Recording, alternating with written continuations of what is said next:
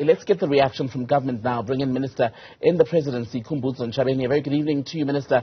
Grateful for your time. Welcome back to News at Prime. If you were just listening there, the EFF in Limpopo echoing the comments made by the party leader, Julius Malema, saying today's program was a success. Do you concur? Absolutely not. And let me start by what you said last week, to say it's a long weekend and majority of people had already taken leave for the Monday because the school holidays were declared in March 2022. So there was no success for the EFF. And if we go to Limpopo and the Seshego that Chona was reporting from, why do they barricade the Seshego Cycle Mall? And why do they have to then vandalize a bus carrying commuters in Seshego that was showing them that they're coming from work and going to work? So the claim that people do not go to work is not correct. And Julius knows that he doesn't have control of his own home township of Seshego in Limpopo. But all in all, if you recall, Thembekile, last time when we spoke, myself and you, we were speaking about that, why we were saying why the reaction of government in a particular way. And we told you that the thing is going to be, it's going to be anarchy, there's going to be violence and all sorts of things. And we have been true to our words, we have been proven that Julius is very predictable in terms of anarchy and violence. The bombs that have been thrown in the homes of people, the intimidation, the burning of tires, the bus incident that I've indicated in Taung, there was a train that they attempted to attack, and just that law enforcement was there in place. And why the tires? The police have reported that they've removed more than 30,000 tires across the country. Why such? And the vandalism. So government was correct in its response and its plans to make sure that we have maximum deployment and visibility. So we are comfortable that the shutdown was a monumental failure, because what we told you was going to happen happened. We told you it's a long weekend, people are already on leave. And unfortunately with their actions, the people who were mostly affected were small businesses and the poor, who they claim that they are fighting to defend, and the taxis, they know, Santaco for example, and NTA, their reason for not joining was that they know the long weekend is going to affect their businesses, and they don't believe in anarchy. And today they lost number of commuters because of the stay away that it already threatened a number that was already small in any case for today. Julius Malema, when he spoke to the reporters in Pretoria today, said the cherry on top today has been the fact that there was no widespread, shall we say, violence, incidents of looting and intimidation. But you're saying something, you're suggesting, am I right to say, something to the contrary in the areas where you just described?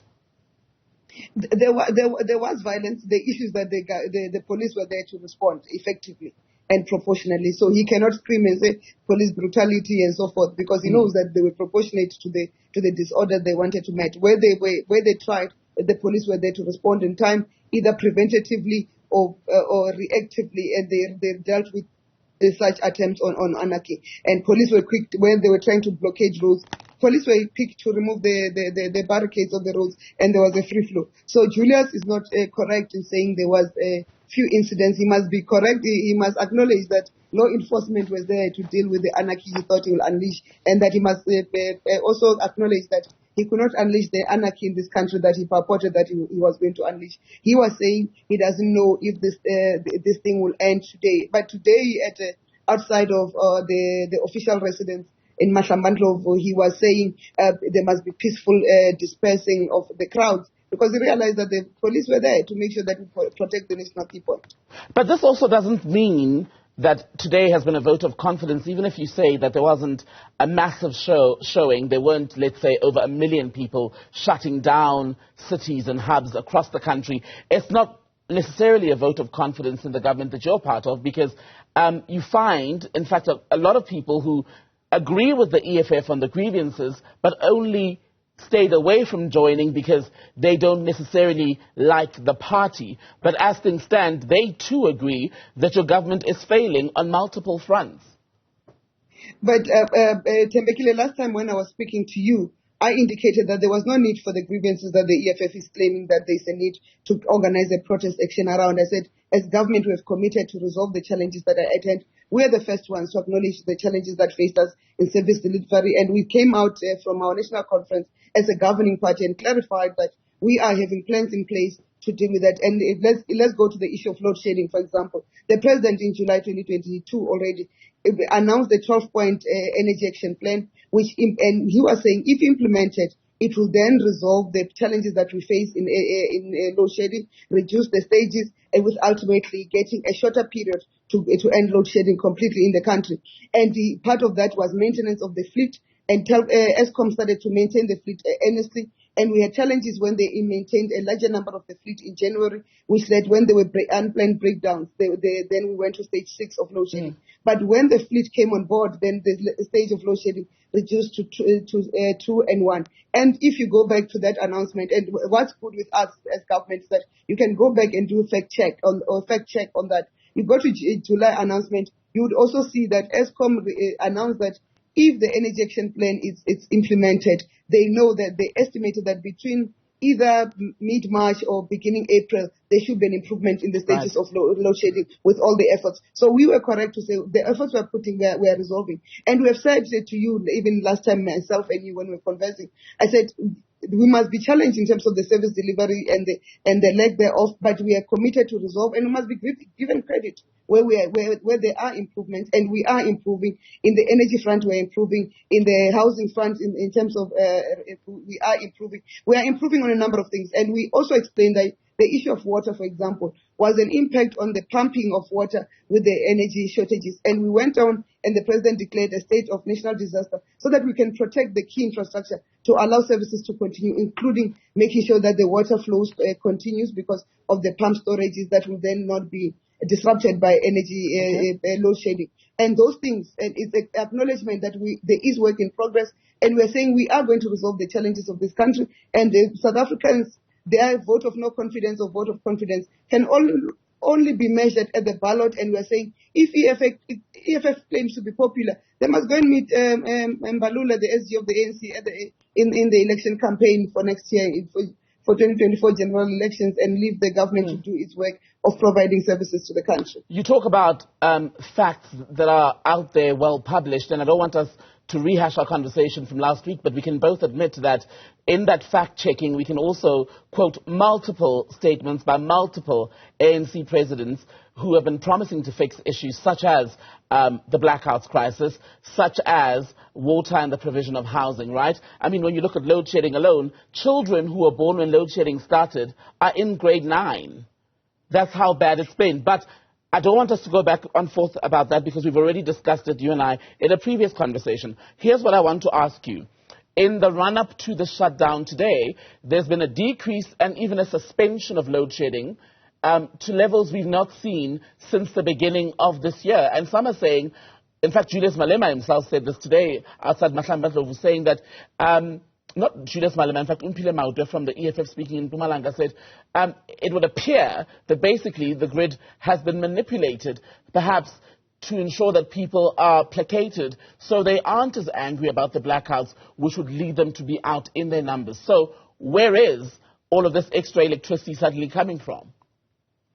But Temekile, I will not leave you to make a statement and not challenge the statement. I've said to you, and you can go to the cabinet statement that we released last week. We were very clear in terms of the work that has been done to make sure that there's energy supply in the country, and I've rehashed it before, and I'm going to repeat it. The implementation of the 12-point action plan that was announced by the president in July 2022 indicated that there will be an improvement when that action plan is implemented.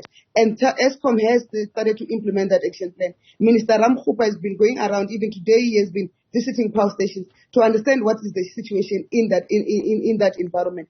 And if you check the power stations that have increased the energy availability factor from 48% to over 70%, is the power stations that have gone out on maintenance in January. In January, there was no shutdown or protest action by the EFF. Those power stations were put in maintenance, and they've come back, and all the challenges that they had, they've been resolved, and they've come back because it was a planned outage on that part, and they've come back with the energy availability factor. Remember, when you put power stations for maintenance, you put them for maintenance so that you can increase the energy availability factors from those individual power stations, and that's what has happened. Okay. It's not because of any manipulation. And as I'm going to repeat this for the last time, I hope this question doesn't arise again in our weekly conversation, because me and you have agreed we are going to, it may turn out to be a weekly conversation. ESCOM has come out and said during this period and that period, we're going to put these power stations into maintenance, and this will remove this amount of available energy available in the grid for us to be able to supply. If there's any unplanned breakages, this is what it means for the country.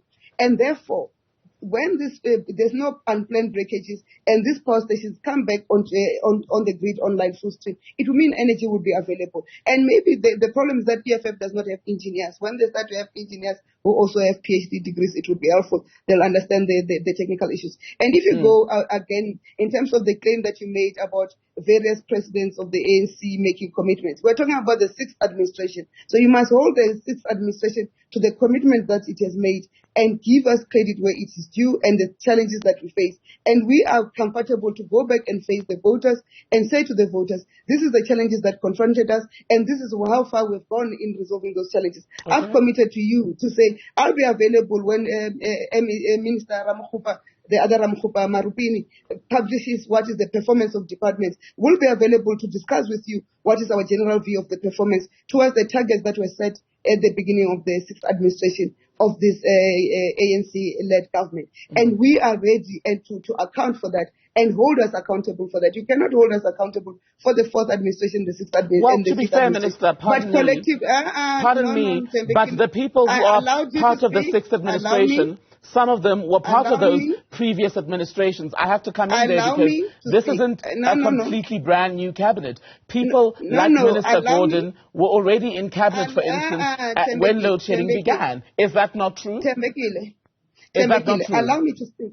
No, allow me to speak. I'm not going to do because when you speak, when you ask your elongated questions, I allow you the space to do that and I keep quiet. So allow me to speak, have the decency to allow me to speak and ask the next question when I finish speaking. We're almost out of time. That's why I'm coming in. No. We need to get through all of it. But Minister, is it not true? Is it not true that there are people in this administration who were part of the previous ones years ago, some of them 5, 10 years ago, who were already in cabinet? That's a fact. It's not a newly minted cabinet. You will not prescribe.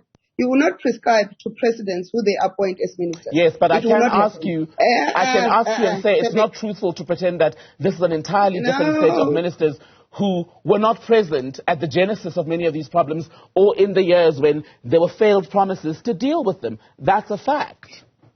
Sembekile, we have ministers who are appointed by president who signs a performance agreement with individual ministers and says this is the output that I'm going to judge you on, and if you're going to fail, and this is the actions I'm going to take on you. And I don't know about other people, but I'm not going to account for this government and the performance agreements that we've signed with the president. And I've said to you, every quarter, they will table in Parliament, because you will not allow us, when we release, you say we have manipulated. We table to Parliament quarterly performance reports of departments against set targets. I've said to you, bring us in for the conversation around those performances. And we are ready and we continue to be ready to face South Africans. You shouting me and interrupting me does not help, because you then take the time for an explanation, because you can actually have a singular conversation with yourself if you have the answers. But if you're going to ask me the questions, allow me, and that's only decent. The shouting doesn't work with me, because then it will mean then I'll then give you the space to shout. Okay. But what I was explaining to you was that we have set ourselves targets even when the president reconfigured the cabinet, which he did on the 6th of March. He then called us in, and I'm one of those who were reshuffled from my own portfolio to the portfolio that I'm speaking to you from. And he said, this is the mandate I'm giving you, and these are the timelines I'm giving you to execute on this target. And that's that's what I said to you. We'll then come back and say, these are the targets we're given, and those targets, you don't have to take Khumbudzo's word from me. You can go and look at the reports that you table quarterly in Parliament and say, Minister, this is the target your colleague has been given. We can even bring the all individual ministers that you have conversations with them around the targets that have been set for them and their non-achievement or achievement thereof. But that conversation cannot be general. It cannot go to 1994. It cannot go to 2004. It must stick to the 2019 to 2024 period, because that's where the targets are. We've come and said, and unlike all other periods that we're in, we've come and said we are confronted with the challenge of load shedding. It was not a challenge of the doing of this administration, but it was a challenge that confronted this country. And you can go back to its genesis to 1994 decision, 1999 decision. It doesn't matter, but we are confronted as an administration with resolving the load shedding problem. And that's what we've put a plan to deal with the load shedding and hold us to that plan and whether we're achieving that plan. And we've gone out and openly said, this is the plan, judge us on this plan. And these are the timelines that we're chasing. And look at those plans and measure us in that plan and the achievement thereof. And the impact, not even the achievement, the impact that the implementation of those plans are making in the country. And it's not only around load shedding. It's around water services. It's around human settlements. It's around safety and security in the country, the gender-based violence. Measure us on those plans that we have put out there and say, we are going to be measured on those plans. So I hear you, Minister, and by the way, I'm sure you've noticed I've allowed you to finish a response longer than any question I've asked you tonight. And I came in there precisely because the point I was making is that we cannot want to divorce the past and some of the individuals who were involved in the past, such as, by the way, President Ramaphosa, who was deputy president back then, leader of government business, seized with addressing issues such as what was going on at ESCOM. We cannot, under any scenario, divorce those people from what was decided in the past and where we are today. But as we wrap, because we've got about a minute left, the EFF today claimed that they were basically dropped at the last minute. They'd made bookings for buses to ferry some of their members to join today's demonstrations. They are, in fact, alleging, and they say they've got an email of some sort that can back this up, that a minister, a member of cabinet, apparently used the subsidization of the bus industry to then convince the service providers to basically pull out. Is that something that you as cabinet would look into? No, there's nothing to look into. In that we've met with different sectors of the economy, we've met with the trucking industry, we've met with the Consumer Goods Council, we've met with a lot of businesses in preparation of our response to the strike, and when we engaged with them in terms of their plans, and they committed that they are not party to the strike and there was nothing intimidation. So there's nothing to look at. But I want to respond to the allegation that you've made about individuals. Government is not about individuals. Government is about a collective of its programs and its policy and its strategies and its plans. And the singling out of individuals is not going to achieve much with me and this government. What you're going to achieve is to deal with the performance targets and performance plans that we've put in place, and we respond to that. Dealing with individuals is not the game that I play. I don't respond on individual characters. I deal with what is the government programs and government plans in place in terms of its performance, and we're saying judge us on that, and we're going to be available to discuss those, and we don't discuss personalities. Right. But if those individuals who are appointed as members of cabinet, if members of cabinet, ma'am, I've allowed you to finish your response. You asked for the courtesy. Please return it. What I'm saying to you is this. Yes, it's a collective. We talk about collective decisions. The ANC government always does. But when someone is appointed to a portfolio, they've got a duty to do well and deliver on the promises of the government elected into office. And if they don't, they do have to be judged as individuals and reminded of their failings and how they've contributed to where the country currently stands. Anything else, surely, would be dishonest. We can't give a group mark when people have been assigned specific tasks. But, Tembekile, you didn't hear me. I've said to you, individual ministers have signed performance agreements, and you must bring them, the individual minister, to speak on their own performance agreements. It's not my place as a minister to speak about another minister's performance agreement. I speak in terms of the government plans collectively, how we're delivering it. And I'll speak about the failings or in terms of the targets that we've set ourselves. But the individual characters, you will not have a discussion with me about that. You can call the individual ministers that you deem that they are failing, because it's not my space to determine that Minister X and Minister Y are failing. If you approach, you take that responsibility, you are free to invite that minister and talk to them. The performance agreements of all ministers, by the way, are available publicly on the government website. You can individually invite them. But here we talk collectively about the performance of government, because we also have a medium-term strategic framework with targets of what we set ourselves to achieve. And that's the discussion me and you are going to have. But the individual characters, you will not have a discussion with me. Okay, Minister, can I ask that you please encourage your cabinet colleagues to make themselves available, because we do try, but they never pitch in many of the cases. But thank you so much for being on the show tonight. If you are decent, they will respond. I'm always decent. That's why you've been back. You've been back twice in 2 weeks. You've had a good experience. No. Thank you very much. If you are decent, they will avail themselves. Always. But they will not come in for badgering. They will not come in for being disrespected. Because you should understand that every individual expects to be respected. The fact that you are a journalist does not give you a right to badger and undermine anybody else. Absolutely. Thank you very much. But we do have a responsibility to ask the questions. Minister Khumbudzo, let me have the last word then. Thank you very much for being with us tonight.